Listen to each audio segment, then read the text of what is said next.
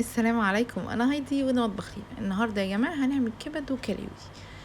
انا جايبه كبده من الجزار، والله ما سرقتهاش من حد. ايوه كده، جايبينها من حيوان مذبوح طازه. بس كده شلت الجلده اللي بتبقى في الكبده، وبعدين قطعتها قطع صغيره بالطول كده.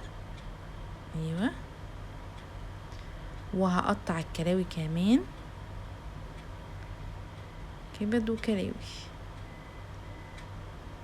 حطيت الكبده لوحدها والكلاوي كمان، والدهنة اللي بتبقى زيادة في الكلاوي دي انا هشيلها وهحطها لوحدها برضو. بس كده، قطعتها صغير. كلاوي قطعتها اصغر من الكبدة علشان خاطر الكلاوي بتاخد وقت في السوا. حطيت توم، خل، ليمون، ملح، كمون، كزبرة، وسنة شطة صغيرة اللي هي بتدي طعم بس ما بتحرقش. وهقلبهم في بعض،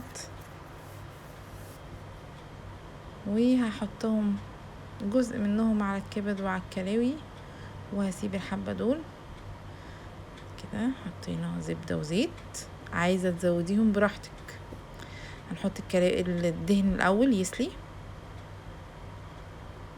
ريحتها فظيعة فظيعة فظيعة. حطيت بقية التوم اللي كنت سايباه، ريحتها قلبت البيت. لا، قلبت العمارة كلها. بس كده حطينا الكلاوي، ايوه كده، وهتاخد صدمة. وبعدين هحط الكبد، او حطيت الكبد اصلا كمان بعد ما الكلاوي خدت صدمة.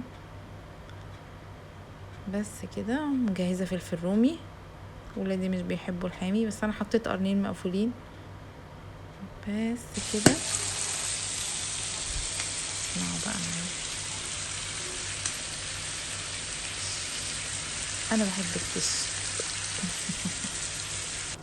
اكله سهله وسريعه. انا حطيت شويه بقدونس. اكله سهله جدا وسريعه، والعيال بيحبوها جدا. عملتها في سندوتش فينو. ايوه كده. بس خلاص، تفعلوا يا جماعه، تفعلوا على القناه وعلى البيج، واعملوا لايكات وكومنتات. دي بقى ليكم. يلا، هم يا جمال. باي باي.